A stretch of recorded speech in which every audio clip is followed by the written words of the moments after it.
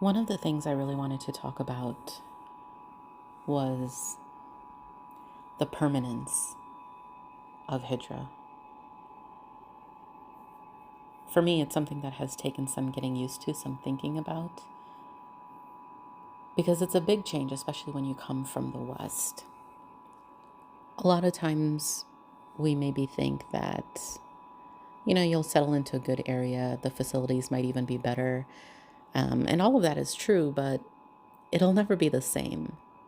One of the things that people say a lot, including the older generations or those who really love their homelands, is that if you have good money, you can live a lifestyle where you'll forget about the West, right? Or which the West pales in comparison to. And that may be true if you have a lot of money. But I think that's usually typically something that's said and believed by people who haven't actually been in the West. When it comes to the comforts of everyday living, I don't find that a country like Pakistan really competes. And the reason for that is day-to-day living requires taking into account things that are outside of your own control.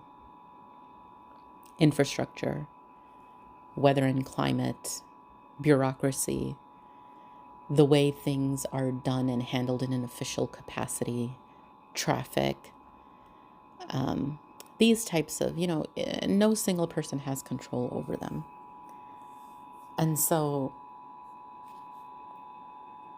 I've been thinking about this quite a bit because while visiting Pakistan, I've amazingly, shockingly, surprisingly, been missing home.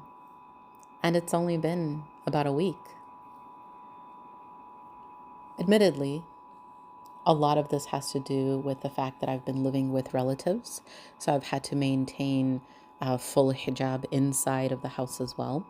So that restricts my movements. Even to go to the washroom, I have to pass by a public area. It's like maybe not even a 6 foot distance to get from my room to the bathroom, but I still have to look around. I have to be in full hijab because it passes by the like the common space. So that kind of restriction of movement, kind of being locked into one room essentially, becomes very taxing.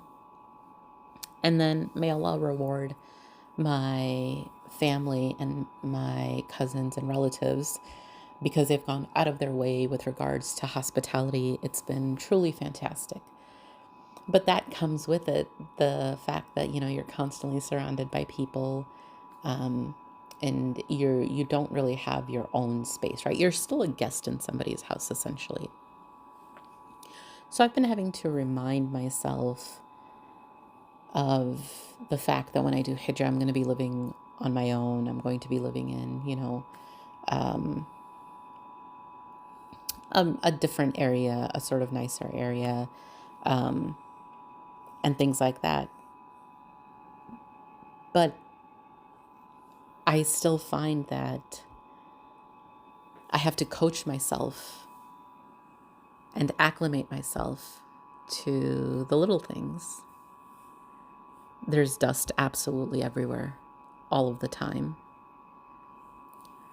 I left my laptop kind of unattended, unbothered, over maybe a couple of days, and there was a thin layer of dust on top, visible easily. The bathrooms here are what are known as wet bathrooms, so that the shower is right next to the toilet, and when you take a shower, the water goes everywhere, right? There's one drain in the room. This is not how American toilets are. So this has been a huge adjustment. Because sometimes you take a shower and then you want to put on your new nice clothes and there's water all over the floor.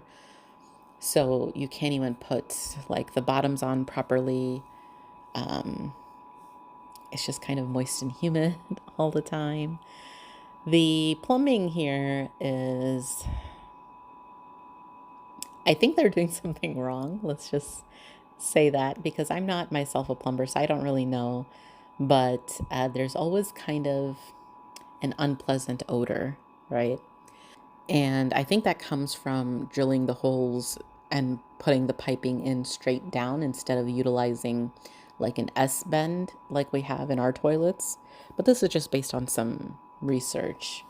I if someone knows why this is the case out here, please. I hope you'll share that information. The toilet seats are a fitna, I'll tell you what. So the norm is not to have the sit-down toilet, but the hole-in-the-ground toilet. The sit-down toilet is referred to as a commode, right? Commode. Um, and I promise you, the people who make these have never once sat on them, not even like experimentally, right? The toilet seats themselves is just wild. One of the bathrooms I had to use didn't even have a toilet seat, and I promise you it was more comfortable. So it seems like a silly thing, and it is ultimately in the grand scheme of things. But I want to be sure I'm not presenting and painting an unrealistic image, right? There are hardships, there are differences, and it won't ever be the same, right, to what you're used to. And that's to be expected. And it's okay to miss what you're going to leave behind. I know I certainly am. I'm kind of prepping myself about that. But subhanAllah, I was thinking about this and I was feeling a little guilty and also kind of reprimanding myself because I was like, okay, it's been a week, the conditions aren't ideal. But I was reminded of the fact that when the Sahaba made Hijrah, they were also homesick. And they were leaving a land in which they were persecuted, tortured. They felt sick when they arrived in Medina. And they used to extol the virtues of Mecca. And I'm not going to lie, that made me feel a lot better. It felt like, that commiseration I was talking about. It's nice not to be alone in these feelings. It's hard to think of the permanence of Hijrah, right? That everything I've ever known I will never return to. It's a scary thought.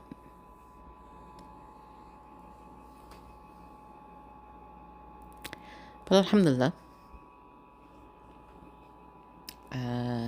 there are many positives, and inshallah I'll be talking a lot more about them in the future.